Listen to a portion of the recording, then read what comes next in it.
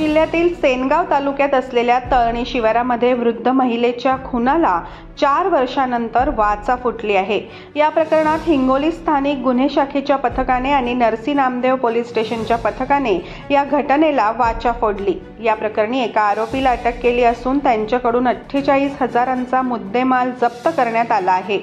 मिळालेल्या माहितीनुसार सेनगाव मधील तळणी गावच्या असलेल्या मथुराबाई पांडुरंग कोरडे वय वर्ष 65 या जानेवारी 2020 मध्ये आपल्या शेतात शेळ्या चरण्यासाठी गेलेल्या असताना सायंकाळी त्यांचा मृतदेह तळणी शिवारातील शेतात आढळून आल्याने एकच खळबळ उडाली होती। आरोपीने त्यांचा गळा दाबून खून केला होता। यानंतर त्यांच्या अंगावरील चांदीचे दागिने पळवले होते। दरम्यान या प्रकरणी नरसी नामदेव पोलीस स्टेशन अंतर्गत खुनाचा गुन्हा दाखल झाला होता।